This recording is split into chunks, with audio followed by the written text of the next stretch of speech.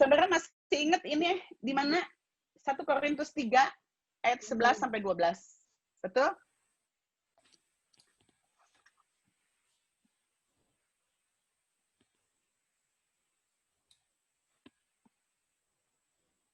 Mari kita buka 1 Korintus 3 ayat 11 sampai. Karena tidak ada seorang pun yang dapat meletakkan dasar lain daripada dasar yang telah diletakkan, yaitu Yesus Kristus. Entahlah orang membangun di atas dasar itu dengan emas, perak, batu permata, kayu, rumput kering, atau jerami. Sekali kelak pekerjaan masing-masing orang akan nampak, karena hari Tuhan akan menyatakannya. Sebab ia akan nampak dengan api, dan bagaimana pekerjaan masing-masing orang akan diuji oleh api itu. Saya kepengen menyatakan kepada saudara satu hal seperti ini. Ini dimulai ketika saya tadi ada di di hall. Saudara ingat, setiap PA yang saya berikan setiap kita ketemu, itu bukan firman Tuhan yang zaman dahulu. Itu fresh. Setiap hari itu selalu fresh. Karena kenapa? Ini adalah teguran Tuhan kepada saya, atau pengajaran Tuhan kepada saya, atau meditasi firman yang saya dapatkan dari Tuhan, langsung saya tulis dan langsung saya bagikan kepada saudara. Jadi ini selalu fresh. Dan ini juga, ini kan sebetulnya sudah dikasih. Tapi saya belum membongkar kayu itu apa, rumput kering itu apa, jerami itu. Hari ini saya akan bongkar. Tadi di hall ini, saya sebetulnya sedang berusaha untuk melarikan diri. Saya selalu bilang begini, Tuhan, Esther itu bukan pembicara yang baik. Esther itu bukan penyanyi, bukan teknik vokal, teknik bicara Esther itu nggak seperti orang-orang yang bagus-bagus gitu. Jadi saya sedang mengajukan ketidakmampuan saya untuk tidak melakukan PA atau speak out. Nah, ketika saya mengatakan seperti itu, saya rasa gini loh, saudara. Saudara, saya ngerasa begini, Allah terlalu banyak memberikan segala sesuatunya kepada hidup saya. Saudara adalah saksinya yang di Jakarta. Bagaimana selama 23 tahun saya hidup bersama dengan Tuhan. Tidak pernah mengandalkan manusia. Allah itu terlalu baik kepada saya. Tapi saya nggak punya sesuatu yang baik yang bisa saya berikan kepada Allah. Itu saya sedih. Saya ingin menyatakan firman Tuhan dengan kata-kata yang bagus, seperti orang lain. Saya ingin menyanyi buat Tuhan dengan suara yang bagus. Saya pengen main musik seperti orang yang bisa main musik. Tapi saya itu nggak ada satupun yang bisa saya lakukan untuk Tuhan. Benar-benar nggak ada yang bisa, saudara. Di situ saya frustasi. Tadi itu saya frustasi dan saya bilang, saya mau stop. Karena saya nggak bisa. Saya nggak bisa ngomong yang bagus. Lalu Tuhan bilang begini, ketika kamu melakukannya, ketika kamu menyatakan firman Allah, ditujukannya untuk siapa? Motivasimu untuk siapa? Ketika saya ngomong gini ya, saya sedang menyatakan firman Allah itu tujuannya untuk siapa? Bahwa saya melakukannya untuk Tuhan. Saya bilang, saya melakukan untuk Tuhan. Benarkah? Motivasi kamu mesti murni. Kamu mesti memiliki kemurnian, ketulusan, kebenaran ketika kamu melakukan sesuatu hal apapun yang paling kecil sekalipun. Segala sesuatu yang kita lakukan bagi Tuhan, kita harus punya kemurnian.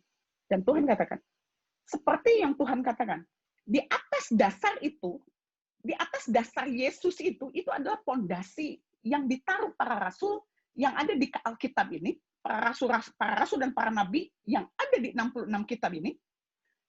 Itu yang kita terima dan itu yang menjadi fondasi kita. Nah, setelah itu kita mau membangunnya dengan apa? Dengan emas, dengan perak, permata, batu permata, kayu. Saudara lihat, yang pertama emas. Allah menginginkan emas. Tuhan bilang, belilah emas yang daripadaku. Itu di Wahyu 3. Belilah emas yang murni yang daripadaku. Yang dimurnikan dengan apa? Dengan api. Tingkat pertama yang Allah inginkan adalah emas. Nomor 1 adalah emas. Perak itu adalah nomor 2. Jadi kalau emas, saudara, dipanasi, dicari untuk menjadi emas yang murni, molekul yang kedua itu adalah perak. Itu barang yang nggak ada, yang lebih bawah dari emas. Makanya tadi kan saya kasih video, nanti kita akan bahas setelah ini, setelah selesai doa. Nah, saudara, nomor 1 itu emas. Bagaimana sebuah emas ditemukan, bagaimana sebuah emas diproses menjadi sesuatu yang murni. Tadi dalam video ya, saudara, sebelum saudara mendapatkan emas, itu kan ada kerikil, ada batu, ada apa segala macam masuk ke satu tempat. Dan itu saudara lihat nggak? Itu digoyang-goyang terus. Nggak pernah berhenti, digoyang terus, digoyang, diobok-obok airnya, diobok-obok. Betul? Diobok-obok biar apa? Itu si batu hilang, si pasir hilang, terus. Dari sebaskom, saudara, sisanya apa? Tinggal beberapa gelintir emas. Dan itu pun masih harus dipanasin dengan api, baru timbul menjadi emas yang murni. Bagaimana sulitnya kita dan saudara memiliki hati nurani yang murni di hadapan Allah tuh nggak gampang. Tadi waktu saya ngomong kayak begitu, Tuhan, Esa nggak bisa main musik, Esa nggak bisa ini. Saya terfokus kepada saya, dan saya nggak bisa. Betul, saudara? Padahal firman Tuhan mengatakan di 1 Korintus 8, dibilang gini, kamu harus memberi dari apa yang kamu punya, bukan dari apa yang kamu nggak punya. Jadi saya paksakan memberi sesuatu yang tidak saya punya. Tuhan bilang itu salah. Kamu sedang membangun di atas fondasi itu adalah rumput kering. Itu yang kamu sedang bangun itu adalah kayu. Kamu nggak punya apa-apa. Emang mau minjem dari anak? Emang mau minjem dari opa? Karunianya main musik. Emang saya mesti minjem dari Yohan untuk bisa punya suara bagus? Enggak kan? Apa yang saya punya, saya harus berikan kepada Allah. Bukan dari apa yang saya nggak punya. Tuhan katakan, Esa hati-hati di saat kamu melayani, masuk di dalam 3 tahun ke depan. Kamu akan dikocok dengan hal ini. Kamu membandingkan dirimu dengan orang lain. Yang Allah cari itu emas. Saudara coba ya, saudara tumpuk itu rumput kering. Tumpuk 2 ton. Segede apa? Segede rumah kali. Betul? Sekamar ini 2 ton itu si rumput. Kumpulin rumput. Saudara kumpulin jerami. 20 kilo. Kumpulin. Banyak nggak 20 kilo itu jerami? Banyak. Beli kayu 1 truk. Banyak nggak? Banyak. Coba, saudara coba. Emas. Jangan banyak-banyak, 100 gram aja. 20 gram, sedikit. Betul? Ini mungkin ya kalung yang saya pakai nih. Mungkin 7 apa 8 gram nih. Kecil begini, saudara. Sedangkan rumput kering, kayu, jerami, itu bisa seabra-abra. Terlihat besar, terlihat wah. Itu ya, kalau jerami ditumpuk-tumpuk, rumput kering, terus saudara bungkus deh. Dengan kain yang emas, yang mengkerelep-kerelep. Saudara bungkus dengan kain yang indah-indah dari sutra lah, dari apalah. Semuanya jadi terlihat keren nggak? Terlihat mewah nggak? Terlihat nggak? Terlihat. Tapi sudah lihat kalung saya mewah nggak? Kagak, biasa aja. Betul? Biasa aja. Nggak ada artinya, nggak terlihat wahnya gitu. Karena sedikit. Tapi kalau emas 1 pintu rumah saya bakal jadi 1 emas, dari 1 lempeng emas, Linda kalau masuk ke rumah saya, dia udah nggak bisa ngomong, nggak kali. Dikerok. Dikerok, katanya dia bilang. Nangkep, saudara? Tuhan bilang gini, Esther, kamu mau pelayanan yang terlihat besar, terlihat bagus oleh orang lain, dan dinikmatin orang. Tapi 1 hari akan dibakar. Diuji oleh Allah, hasil kerja saya akan diuji oleh Allah. Dan hasilnya menjadi apa? Abu. Mati. Kamu akan selamat, tapi seperti dalam sekam. Atau kamu sedang dipersiapkan Allah untuk ditemukan emas di dalam hidupmu. Itu emas itu saudara udah digoyang-goyang, dioblok-oblok, di apa segala macam, masih belum selesai. Itu dipanasin dari bawah ya, ditaruh dulu di panci, dikasih bahan kimia, HCl, terus dipanasin kan sama panci. Sudah selesai, itunya airnya berisi perak, dipisahin, yang berisi molekul-molekul yang lain dipisahin. Terus terakhir apa? Disemprot pakai api loh saudara. Untuk dapat emas murni itu api langsung saudara. Bias. Saudara nonton sendiri videonya. Bias. Itu nggak sebentar, lama. Itu untuk mendapatkan emas yang murni. Kan makanya Tuhan bilang, belilah emas yang daripadaku, yang dimurnikan dengan api. Kita harus beli emas itu dari Allah, emas yang murni. Kenapa saudara? Ada banyak, Tuhan bilang gini, ada banyak gereja hari-hari ini membangun pelayanan mereka dari apa? Rumput, dari kayu, dari jerami. Rumput kering. Kenapa? Gede. Dan tinggal dibungkus saja. Ditaruh deh di etalase. Semuanya wah. Tapi satu hari Tuhan datang untuk menguji hati kita, untuk menguji pekerjaan kita. Jadinya apa? Saya, waktu dia bilang begitu, saya nangis. Saya bilang, saya ingin memberi yang terbaik bagi Tuhan. Tapi saya nggak punya. Tapi saya ingin memberi yang benar di hadapan Allah, yaitu emas. Saya nggak punya apa-apa. Saya bicara seperti ini, kalau Tuhan mau pakai untuk melakukan sesuatu bagi Tuhan, kenapa saya ribut? Saya memberikan ini untuk siapa? Untuk Tuhan atau untuk siapa? Untuk saudara, biar enak didengar. Tuhan bilang begini, ada banyak orang melayani dengan satu kemunafikan. Separuh tidak diceritakan. Hati-hati dengan saudara yang punya kebiasaan berbicara yang separuh tidak diceritakan. Kenapa? Iblis melalui ular menipu Hawa dengan catatan apa? Separuh kebenaran yang tidak diceritakan. Hati-hati. Itu perbuatan iblis. Ketidaksetiaan, ujaran berupa opini atau teori manusia. Saya bikin PA sama saudara. Bisa saja itu dari opini saya, dari pemikiran-pemikiran saya. Tuhan bilang, nggak bisa, Esther. Kamu harus kembali kepada firman Tuhan daripada Alkitab. Nggak bisa. Saudara, saya pengen saudara baca satu di sini. Yohanes 15 ayat 26 sampai 27. Ini saya baru baca, baru ngeh loh saudara. Baru ngeh. Jikalau penghibur yang akan aku utus dari Bapa datang, yaitu roh kebenaran yang keluar dari Bapa. Ya, lihat nih. Ini ayat susah sebetulnya. Jikalau penghibur yang akan aku utus, aku itu Yesus, dari Bapa datang, yaitu roh kebenaran yang keluar dari Bapa, berarti satu dong ya. Dia akan bersaksi tentang aku. Roh Kudus akan bersaksi tentang Yesus.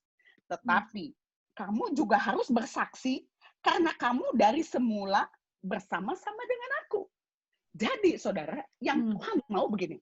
Saudara dan saya bersaksi tentang Yesus yang sebenarnya. Yang tidak dibungkus dengan kepentingan pribadi, yang tidak dibungkus dengan kemunafikan, yang tidak dibungkus dengan opini atau penyesatan. Kenapa terjadi penyesatan? Karena orang itu tahu yang benar, tapi tergeser sedikit demi sedikit. Orang kalau mau sesat itu nggak langsung gede, saudara, enggak.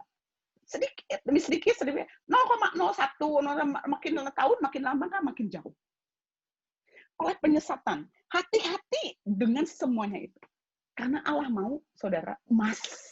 Saudara harus memperkatakan segala sesuatu dengan benar. Seperti ini yang Tuhan katakan kepada saya, seperti ini.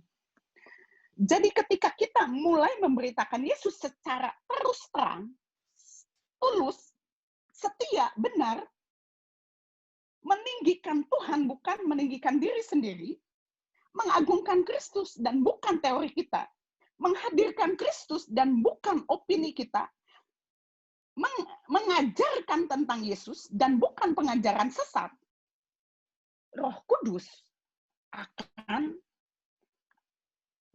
akan bersaksi bahwa perkataan yang saya katakan itu benar. Ngerti nggak saudara apa yang saya omongin? Saya ulang.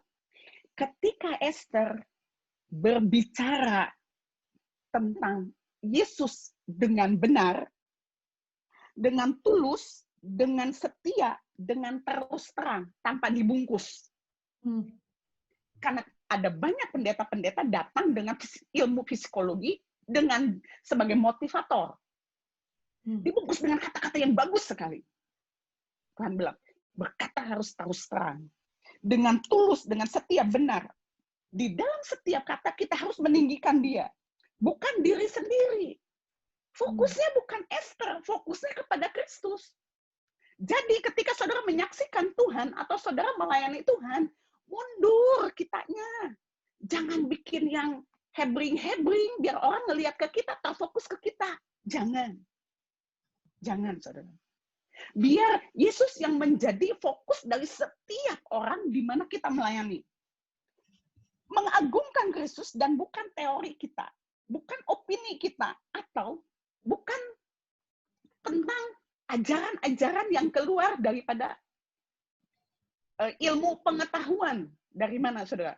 Motivasi, dari ilmu jiwa, atau dari ilmu-ilmu humanis yang terlihat baik, tapi tidak benar.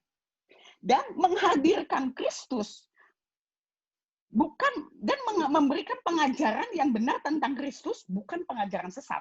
Ketika kita berbicara tentang Kristus dengan benar, maka Roh Kudus bilang begini. Yesus bilang benar, maka Roh Kudus akan meneguhkan apa yang Esther dan saudara lakukan bagi Tuhan dan menyatakan kuasanya melalui perkataan-perkataan kita. Nangkep ya? Ya? Itu adalah poinnya, saudara. Itu poin yang terbesarnya. Itu berarti saudara sedang membangun satu pelayananmu, satu kehidupanmu dengan emas. Ini nggak ngomongin tentang pelayanan doang loh, bahwa saya saya sebagai pendeta. Tapi dimanapun saudara hidup, saudara harus terus terang. Saudara terang atau gelap? Jangan abu-abu. Jangan.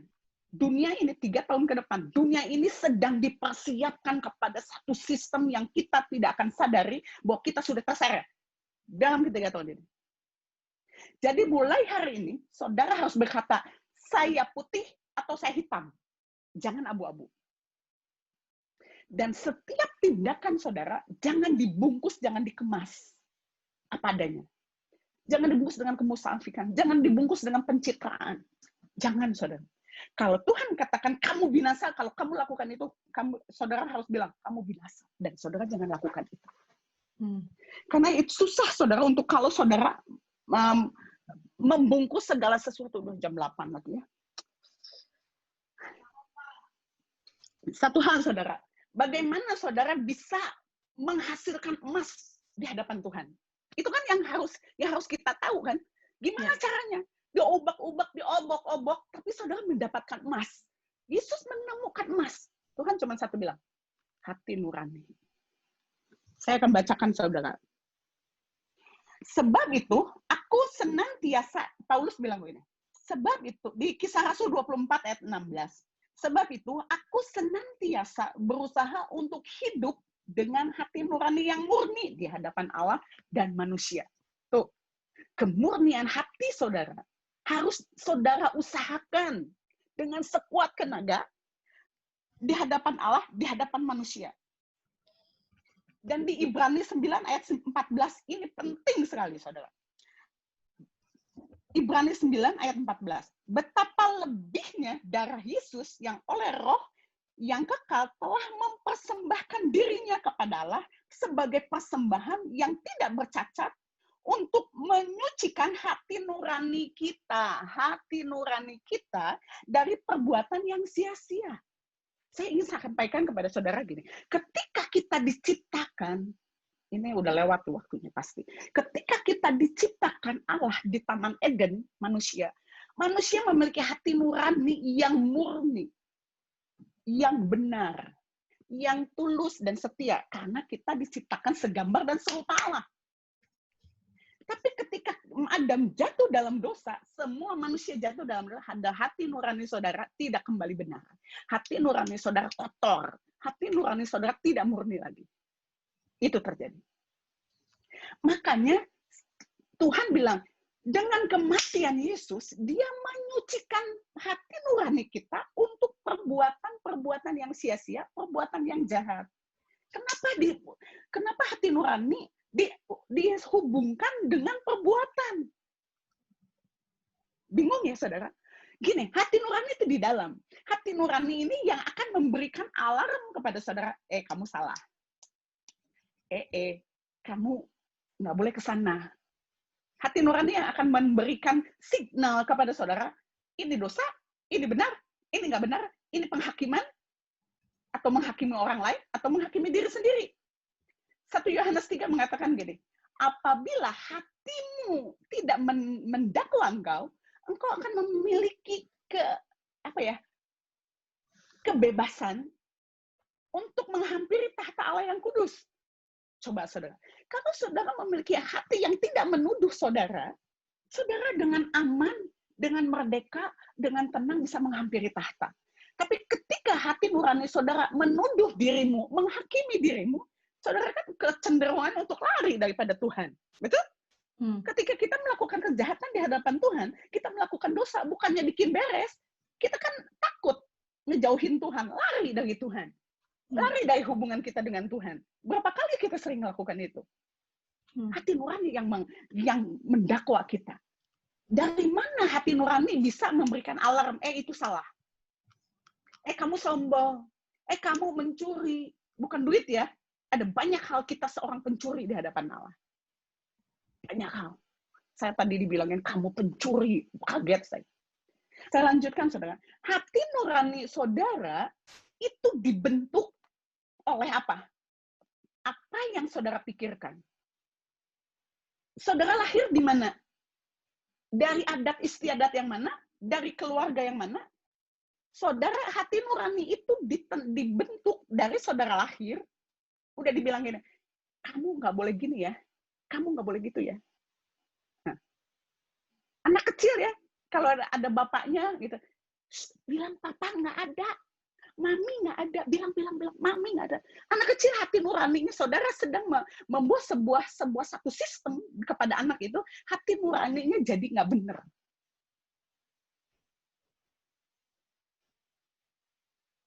Peraturan-peraturan yang kita buat, peraturan-peraturan yang sekolah buat, peraturan yang gereja buat, peraturan-peraturan dari pemerintah, peraturan dari rumah yang dibuat, itu membentuk hati nurani kita. Seperti apa?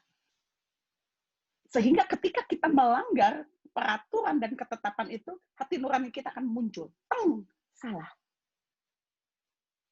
Tapi yang benar adalah Tuhan bilang, hati nuranimu harus berdasarkan kebenaran firman. Karena akan ada terjadi banyak nilai-nilai yang baik di depan, tapi tidak benar. Ada banyak ke depan saudara. Saudara akan masuk kepada satu sistem, satu pemikiran bahwa semuanya benar. Semuanya baik. Tapi benar menurut siapa? Baik menurut siapa? Saudara, tadi saya dapat WA dari orang tentang bagaimana caranya untuk masuk ke mall. Saudara pakai scan kan? Harus absen, masuk dan keluar. Mau nggak mau kan saudara? Saudara nggak ribut tuh, disuruh pakai scan, pakai HP. Betul? Saudara dikontrol nggak selama di mall? Kalau saudara terkena COVID, salah satu yang ada di mall itu, saudara kenal loh ketahuan dari HP saudara. Iya. Kelihatan baik ya untuk mencegah COVID, untuk mematikan. Baik nggak? Baik. Saudara ingat nggak? Saudara sedang tidak mau sedang dimasuk kepada satu sistem. Sadar nggak? Nggak. Jadi, saudara, next saya akan lanjutkan, tapi kita akan selesai di sini dulu. Untuk mendapatkan emas, nggak semudah yang saudara pikir. Harus dibersihkan dengan api. Dari setiap molekul-molekul yang memang tidak dibutuhkan. Kemurnian itu datang daripada Allah. Hati kita itu penuh dengan berbagai-bagai macam dosa yang kita tidak sadari. Yang bisa membersihkannya adalah satu, firman, kedua, darah Yesus, ketiga adalah Roh Kudus. Kita akan selesai sampai sini dulu, saudara. Nanti kapan saya akan lanjutkan. Bagaimana untuk mendapatkan hati yang murni, dan kita melepaskan rumput kering, kehidupan kayu, kehidupan jerami. Kalau saudara terus-menerus hidup di dalam rumput kering, kayu, jerami, mungkin saudara mendapat perkenanan daripada dunia, tapi saudara tidak mendapat perkenanan daripada Allah. Dan Tuhan bilang, ini akan ada sambungannya dengan 4 jenis tanah. Saya sudah gambar, tapi saya belum kirim ke Linda, gambarnya jelek. Saya sudah bikin, saudara. Dan nanti abis ini mungkin 3 session kali, 3 pertemuan baru kelar tentang ini. Tapi saya benar-benar pengen gini, saudara. Yuk kita hidup apa adanya. Jangan punya muka 2, jangan punya topeng. Kalau ya, katakan ya, tidak katakan tidak. Itu yang pertama. Yang kedua, kita akan dihakimi melalui perkataan kita. Jangan ngomong yang kotor apalagi ya. Ngomong kebun binatang apalagi. Ngomong yang banyol, sedang ngomong yang nggak perlu, itu pun nggak boleh. Yuk kita tertib. Memang nggak enak untuk hubungan relationship yang biasa kita ngocol gitu ya. Ingat, omongan itu pun akan diminta pertanggungjawaban. Saudara nggak mendapatkan emas. Allah tidak akan menemukan emas dalam hidup saudara kalau saudara tidak hati-hati dengan mulutnya. Biar mulut kita itu adalah ada kuasa untuk apa? Menciptakan. Masa dari sumber yang sama keluar kutuk dan keluar berkat? Nggak mungkin kan? Di Zoom ini, saudara akan dibawa kepada kemurnian. Mari kita akan bertumbuh bersama. Bukan Esther aja, bukan saya hanya ngajar kepada saudara, tapi mari kita bersama-sama.